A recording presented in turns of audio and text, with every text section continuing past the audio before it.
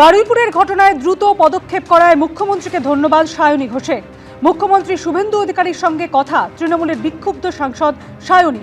বারুইপুরের ঘটনার তীব্র নিন্দা করি, মুখ্যমন্ত্রী শুভেন্দু অধিকারীর সঙ্গে কথা বলছি। মুখ্যমন্ত্রী আশ্বস্ত করেছেন তিনি নিজে পরিস্থিতি মনিটরিং করছেন। গ্রেপ্তার হয়েছে, এসআইটি গঠিত হয়েছে, মুখ্যমন্ত্রী পরিবারের সঙ্গে যোগাযোগ রাখছেন। আশ্বস্ত করেছেন অপরাধীদের কাউকে ছাড়া হবে না, দ্রুত ন্যায় বিচার হবে। দ্রুত ও প্রয়োজনীয় পদক্ষেপ করায় মুখ্যমন্ত্রী শুভেন্দু অধিকারীকে ধন্যবাদ। সোশ্যাল মিডিয়ায় পোস্ট যাদবপুর কেন্দ্রের সাংসদ সায়নী ঘোষের। মালদায় বন্দুক হাতে তৃণমূল নেতার ছবি ভাইরাল। তৃণমূল নেতাকে গ্রেপ্তার করে অস্ত্র আইনে মামলা রুজু করল পুলিশ। আর হুগলিতে তোলাবাজির অভিযোগে গ্রেপ্তার করা হলো তৃণমূলের প্রাক্তন জেলা পরিষদ সদস্যকে।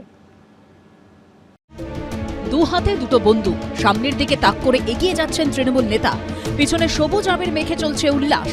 বন্দুক হাতে তৃণমূল নেতার এই ছবি ভাইরাল হয়েছে মালদায়। ইনি হলেন জামশেদ আলী। তিনি রতুয়ার চাঁদমনি 1 নম্বর গ্রাম পঞ্চায়েতের তৃণমূল সদস্য। তার এই ছবি সোশ্যাল মিডিয়ায় ভাইরাল হতেই তাকে গ্রেপ্তার করল পুলিশ। চাঁচলের এসডিপিও সোমনাথ সাহা জানিয়েছেন ছবিটি পুরনো। অভিযুক্তের বিরুদ্ধে অস্ত্র আইনে রুজু হয়েছে মামলা। বেআইনি কাজকে করলে তো পুলিশ তার বিরুদ্ধে ব্যবস্থা গ্রহণ করবে। এদিকে বন্দুক হাতে ছবি ভাইরাল হয়েছে মালদারই এক তৃণমূল ছাত্র পরিষদ নেতার। সোশ্যাল মিডিয়ায় ছবি ভাইরাল হতেই শেখ রিয়াজুলের বিরুদ্ধে অস্ত্র আইনে মামলা রুজু হয়েছে।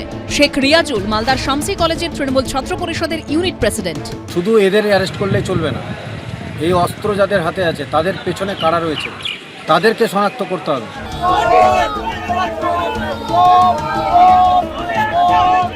এদিকে হুগলিতে তোলাবাজির অভিযোগে গ্রেপ্তার করা হলো এক তৃণমূল নেতাকে। ব্যবসায়ীর কাছ থেকে 10 লক্ষ টাকা তোলাবাজির অভিযোগ ওঠে ধৃত শুভজিৎ মণ্ডলের বিরুদ্ধে। তিনি তৃণমূলের হুগলি জেলার সংখ্যালঘু সেলের সভাপতি এবং জেলা পরিষদের প্রাক্তন সদস্য। তার স্ত্রী অনিন্দিতা মণ্ডল হুগলি জেলা পরিষদের সদস্য। হেড দিয়ে আমাকে 10 লক্ষ টাকা চাওয়া হয়েছিল, তো আমি সেই 10 লক্ষ টাকা দিতে বাধ্য হই। যে আমি 10 লক্ষ টাকা যে দিয়েছি তার কিছু প্রমাণ আমার কাছে আছে। আমি ফোনপেতে ওনাকে কিছু টাকা দিয়েছি, কিছু টাকা উনি আমার থেকে ক্যাশ নিয়েছেন, কিছু টাকা আবার চেকের মাধ্যম দিয়ে নিয়েছেন।